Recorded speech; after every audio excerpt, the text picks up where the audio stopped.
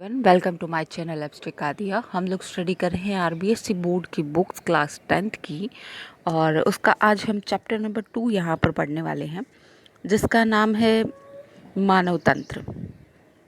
जिह्वा जो है वो मुख्य गुहा के पृष्ठभाग के आधार तल से फेनुलम लिंगुअल के द्वारा जुड़ी रहती है। दांतों के जो प्रकार होते हैं वो 4 प्रकार के होते हैं हमारे यहाँ। पहला है कृतक, रदनक, अग्र चवर्णक, चवर्णक।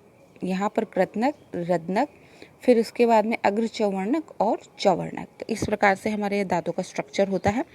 भोजन का सर्वाधिक पाचन व अवशोषण छोटी आंत में होता है। तो भोजन का सर्वाधिक पाचन और अवशोषण किस में होता है? छोटी आंत में होता है। अवशोषण का कार्य आंत्र कोशिकाओं के द्वारा किया जाता है। बड़ी आंत में जीवाणु छोटी आंत से बचे अपचित भोजन को किण्वन की क्रिया द्वारा सरलीकृत करके पाचन में मदद करते हैं। तो छोटी आंत से जो भोजन बच जाता है उसमें क्या होता है कि बड़ी आंत के जो जीवाणु हैं उसे किण्वन की क्रिया द्वारा सरलीकृत करके उसका पाचन कर देते हैं। लार ग्रंथि जो कि मुख्य गुहा में पाई जाती है, उसमें टाइलिन तथा एमिलेज स्रावित होता है, जो कि पॉलीसेकेराइड को छोटी पॉलीसेकेराइड और माल्टोज में चेंज कर देता है। आमाशय की बात करें तो आमाशय में पेप्सिन और रेनिन स्रावित होते हैं एंजाइम, जो प्रोटीन को पेप्टाइड में और कैसीन को पैराकैसीन में चेंज कर देते हैं। अग्नाशय से स्रावित होने वाले ये कुछ एंजाइम्स हैं, जिनमें एमिलेज जो है वो स्टार्च को माल्टोज में चेंज करता है। काइमोट्रिप्सिन जो है वो प्रोटीन को पेप्टाइड में चेंज करता है। कार्बोक्सी पेप्टाइड जो है वो प्रोटीन पेप्टाइड को अमीनो अम्ल में चेंज करता है। न्यूक्लिएजेस जो है वो डीएनए आरएनए से न्यूक्लियोटाइड का निर्माण करता है। ट्रिप्सिन जो है वो प्रोटीन को पेप्टाइड में चेंज करता है। और लाइपेज का काम है वसा को मोनोग्लिसराइड और वसीय अम्ल में परिवर्तित करना। आंतरीय रस जो होते हैं ये छोटी आंत से स्रावित होते हैं, जिसमें माल्टेज, लैक्टोज, सुक्रोज, वसा, ये सब इम्पोर्टेंट है। माल्टेज से जो ग्लूकोज का निर्माण होता है, लैक्टोज से भी ग्लूकोज का, सुक्रोज से भी ग्लूकोज का निर्माण होता है। वसा से वसीय अम्ल और न्यूक्लियोटाइड का निर्माण होता है। न्यूक्लिक अम्ल और न्यूक्लियोटाइड से न्यूक्लियोसाइड और शर्करा का निर्माण होता है। डाईपेप्टाइड से अमीनो अम्ल का निर्माण होता है। न्यूक्लियोटाइड से नाइट्रोजन क्षार या राइबोस का निर्माण होता है। पित्त लवण जो है उससे वसा या वसीय अम्ल या वसा गोलिका का यहाँ पर निर्माण होता है। भोजन का पाचन करने वाले एंजाइम, भोजन का जो पाचन करने वाले एंजाइम हैं वो हमेशा हाइड्रोलाइसिस वर्ग के होते हैं। कार्बोहाइड्रेट का पाचन एमिलेज, माल्टेज और सुक्रोज आदि द्वारा होता है। प्रोटीन का पाचन ट्रिप्सिन, पेप्सिन और काइमोट्रिप्सिन द्वारा होता है। वसा का पाचन लाइपेज के द्वारा होता है। न्यूक्लियोएजेस का न्यूक्लियोटाइटेज और न्यूक्लियोएजेस के द्वारा ही इसका पाचन होता है। आमाशय के 3 प्रकार के स्राव होते हैं: म्यूकस, प्रोएंजाइम पेप्सिनोजन और हाइड्रोक्लोरिक अम्ल। म्यूकस जो है वो गर्तिका कोशिकाओं द्वारा या सतही श्लेष्मा कोशिकाओं के द्वारा स्रावित होता है। म्यूकस किसके द्वारा स्रावित होता है? गर्तिका कोशिकाओं या सतही श्लेष्मा कोशिकाओं द्वारा स्रावित होता है।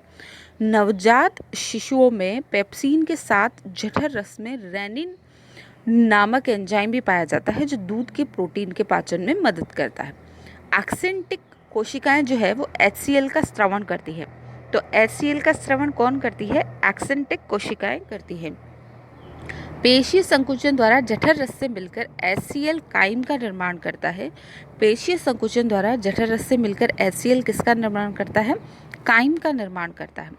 पित्त जो है वो वसा का पाइसियन कर देता है और वसा पाचन के लिए आवश्यक होता है, और यही पित्त लाइपेज एंजाइम को भी सक्रिय करता है। नेक्स्ट हम पढ़ेंगे श्वसन तंत्र। श्वसन तंत्र में यहाँ पर ऑक्सीजन के ऑक्सीकरण से ATP का निर्माण होता है और कार्बन डाइऑक्साइड यहाँ पर मुक्त होती है। स्वर यंत्र में स्वर रज्जु संरचना पाई जाती है, जिसमें श्लेष्मा झिल्लियाँ होती है, जो हवा के कंपन से ध्वनियाँ हमारे उत्पन्न करती है मुंह से। श्वास नली में C आकार के छल्ले जो श्वास नली को आपस में चिपकने से रोकते हैं। श्वास नली में उपस्थित उपकला श्लेष्मा का निर्माण करती है, जो वायु को शुद्ध करके फेफड़ों में भेजती है। रक्त एक हल्का क्षारीय तरल है। रक्त क्या है? एक हल्का क्षारीय तरल है, जिसका जो pH है वो 7.4 होता है। ये क्वेश्चन एग्जाम में कई बार आया हुआ है कि रक्त एक क्षारीय तरल है, एक संयोजी ऊतक है और इसका pH जो है वो 7.4 होता है। रक्त का निर्माण अस्थि मज्जा में होता है। रक्त का निर्माण कहाँ होता है? रक्त का निर्माण अस्थि मज्जा में होता है। पूर्ण भ्रूण अवस्था व नवजात शिशुओं में रक्त का निर्माण प्लीहा में होता है। जो भ्रूणावस्था होती है या फिर नवजात शिशुओं की बात करें तो वहाँ उनके लिए रक्त का निर्माण प्लीहा में होता है, जबकि रक्त का निर्माण वयस्कों के लिए अस्थि मज्जा में होता है।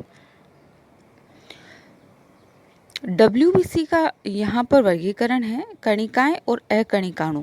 कणिकाणु जो है उनको न्यूट्रोफिल और इयोसिनोफिल, बेसिलोफिल के नाम से 3 और इसके सब पार्ट हैं। अकणिकाणु लिम्फोसाइट और मोनोसाइट 2 पार्ट होते हैं। लिम्फोसाइट में बी लिम्फोसाइट, टी लिम्फोसाइट और प्राकृतिक मारक कोशिकाएं उपस्थित होती है। मोनोसाइट जो है वो महाभक्षक तथा न्यूट्रोफिल मानव शरीर की प्रमुख भक्षक कोशिकाएं हैं। तो मानव शरीर की प्रमुख भक्षक कोशिकाएं कौन सी है? मोनोसाइट, महाभक्षक और न्यूट्रोफिल। न्यूट्रोफिल ये सब क्या है? मानव शरीर की प्रमुख भक्षक कोशिकाएं हैं जो बाह्य प्रतिजनों का भक्षण करती हैं। बिंबाणु का जीवन काल जो है वो 10 दिन का होता है। बिंबाणु जो है उनका जीवन मात्र 10 दिन का होता है। और रक्त समूह वाले व्यक्ति लाल कणिकाओं पर कोई प्रतिजन उपस्थित नहीं होता। जिनका ब्लड ग्रुप O होता है उनकी जो RBC होती है उस पर कोई भी प्रतिजन उपस्थित नहीं होता। मानवों में बंध परिसंचरण पाया जाता है और कीटों में खुला परिसंचरण पाया जाता है। लसिका जो है रक्त तंत्र में एक विशिष्ट तंत्र लसिका तंत्र द्वारा गमन करता है जो एक खुला तंत्र है। इसके बाद हम मानव उत्सर्जन तंत्र यहाँ पर पढ़ेंगे। मानव उत्सर्जन तंत्र जो है वृक्क के मध्य पर सतह एक खांच होती है जिसे हाइलम कहते हैं। वृक्क के 2 भाग होते हैं, बाहरी वल्कुट कॉर्टेक्स और भीतरी मध्यांश जिसे हम कहते हैं मेडुला। वृक्क कई लाख नेफ्रॉन से बना है। बोमेन संपुट में शाखा अभिवाही धमनियों के गुच्छों को ग्लोमेरस कहा जाता है। इसके बाद है जनन तंत्र। जनन तंत्र में गोनैड्स यानी जनक जो है लैंगिक कोशिकाओं व युग्मकों यानी गैमेट्स का निर्माण करते हैं। नर में जनक को वृषण यानी टेस्टिस कहते हैं। वृषण के 2 भाग होते हैं। शुक्राणु का निर्माण करता है एक भाग तो, और एक भाग होता है जो टेस्टोस्टेरोन हार्मोन को स्रावित करता है। वृषण कोश ताप नियंत्रण यंत्र के तौर पर कार्य करता है। वृषण जो है वो ताप नियंत्रक यंत्र के तौर पर कार्य करता है। योनि में लैक्टोबैसिलस जीवाणु पाया जाता है जो लैक्टिक अम्ल का निर्माण करते हैं, इसलिए यह लैक्टिक अम्ल तथा कार्बनिक अम्ल के कारण अम्लीय होती है। मनुष्य में प्रजनन की अवस्थाएं। तो मनुष्य में प्रजनन की अवस्था में सबसे पहली है युग्मक जनन यानी गैमेटोजेनेसिस। वृषण तथा अंडाशय में अगुणित युग्मकों की निर्माण की विधि को युग्मक जनन कहा जाता है। दूसरा है निषेचन यानी फर्टिलाइजेशन। मादा के अंडाणु का नर के शुक्राणु से मिलकर युग्मनज यानी जाइगोट का निर्माण करना निषेचन कहलाता है। तीसरा है विदलन यानी भ्रूण का रोपण। युग्मनज समसूत्री विभाजन द्वारा ब्लास्टुला बनाता है जिसे कोरम कहते हैं।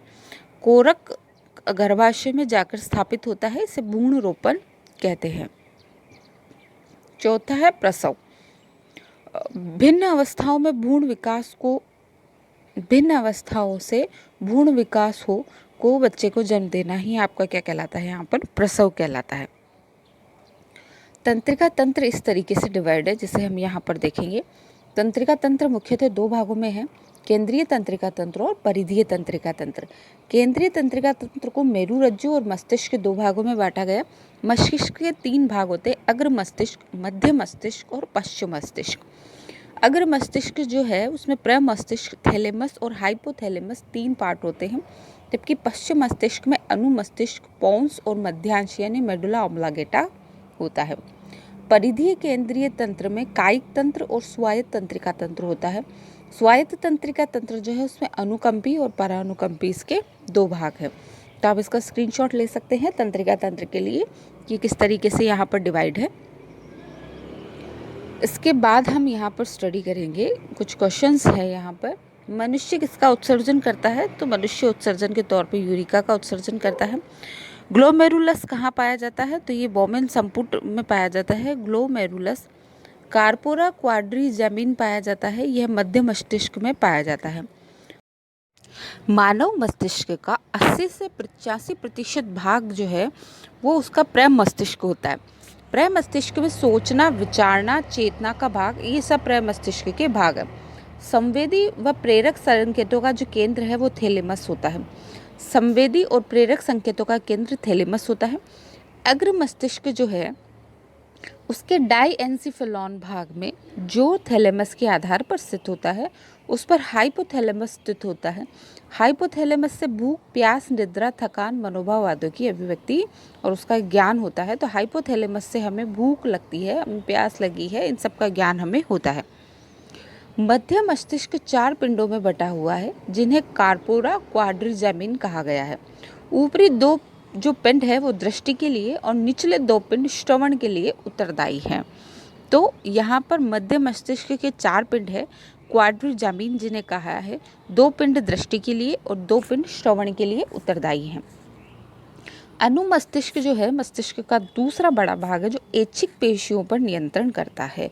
तो ऐच्छिक पेशियों पर नियंत्रण का कार्य अनुमस्तिष्क के द्वारा और अनैच्छिक का प्रमस्तिष्क के द्वारा। मध्यांश भाग इसका जो है वो अनैच्छिक क्रियाओं को नियंत्रित करता है, जैसे धड़कन, रक्तदाब, पाचक रसों का स्त्राव। तो ये सब मध्यांश के द्वारा नियंत्रित होता है। अनुकंपी तंत्रिका तंत्र जो है वो व्यक्ति में सतर्कता तथा उत्तेजना को नियंत्रित करता है। व्यक्ति को आपातकालीन परिस्थितियों में अतिरिक्त ऊर्जा प्रदान करता है अनुकंपी तंत्रिका तंत्र। परा अनुकंपी तंत्रिका तंत्र ऊर्जा का संचयन करता है। आँख की पुतली का सिकोड़ना तथा पाचन, रसों और लार में वृद्धि करना, ये सब परा अनुकंपी तंत्रिका तंत्र के हिस्से का है। तंत्रिका कोशिका यानी न्यूरॉन्स, शरीर के उद्दीपकों को ग्रहण करना, जो स्टिमुलस आपको प्राप्त होते हैं उनको न्यूरॉन द्वारा ग्रहण किया जाता है। कोशिकाएं यानी सेल बॉडी, उसको साइटोन भी कहते हैं। डेंड्रॉन्स जो होते हैं ये तंतु उद्दीपनों को कोशिकाएं की ओर भेजते हैं, यानी सेल बॉडी की ओर जितने भी जो आपको स्टिमुलस प्राप्त होते हैं उनको डेंड्रोन द्वारा भेजा जाता है। फिर होता है तंत्रिकाक्ष यानी एक्सॉन्स। एक्सॉन जो है यह अवग्रंथनी गुंडी यानी सिनेप्टिक नॉब बनाती है। एक्सॉन द्वारा सिनेप्टिक नॉब का निर्माण होता है।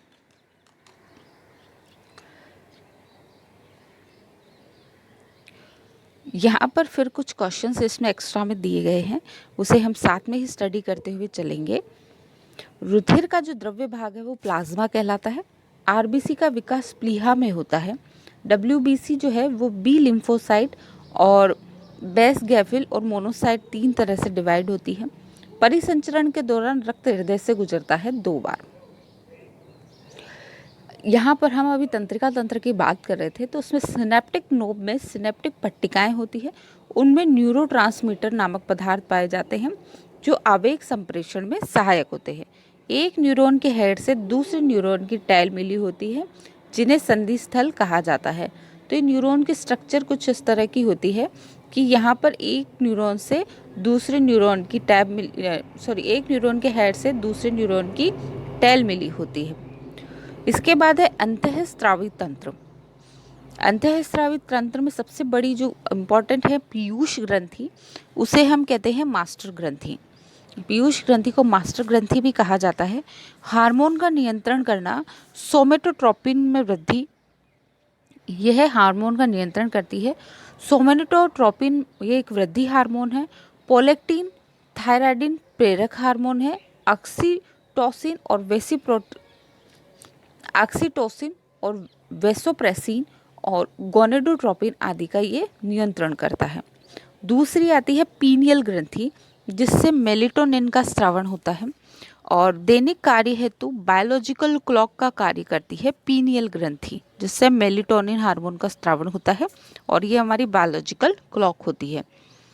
थायराइड ग्रंथि से थायरोक्सिन हार्मोन स्रावित होता है। उपापचयी क्रियाओं द्वारा इस पर नियंत्रण किया जाता है और आरबीसी का निर्माण थायराइड के थायरोक्सिन हार्मोन के द्वारा होता है।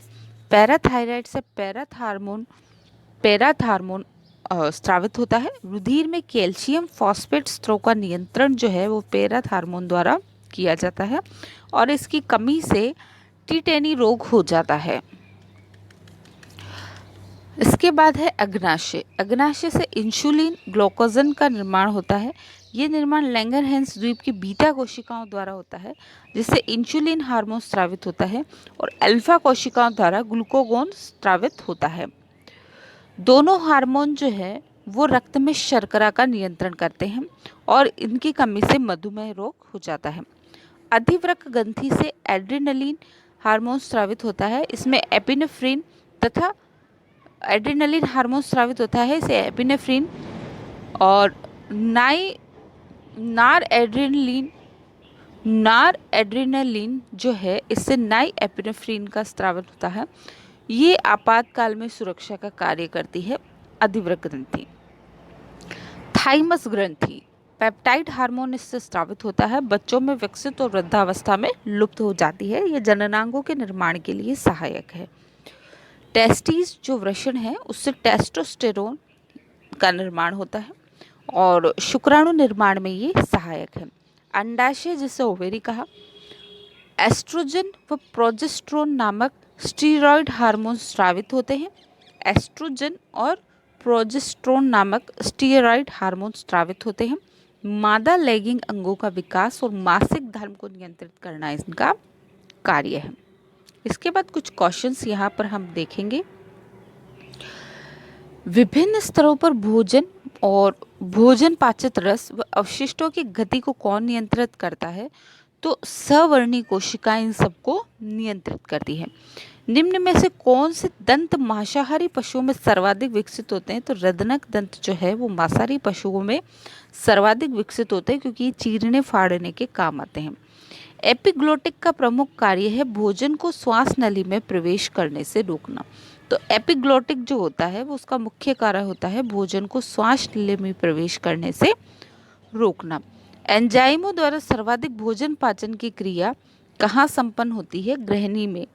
एंजाइमों द्वारा सर्वाधिक भोजन पाचन की क्रिया ग्रहणी में स्रावित होती है। लार ग्रंथि जो है वो कर्णपूर्व ग्रंथि, अधोजंब और अधोजिह्वा में पाई जाती है। इन सबको क्या कहते हैं? लार ग्रंथि कहते हैं। द्वितीय श्वसन अंग हमारा मुख कहलाता है, क्योंकि हम मुख से भी श्वसन कर सकते हैं।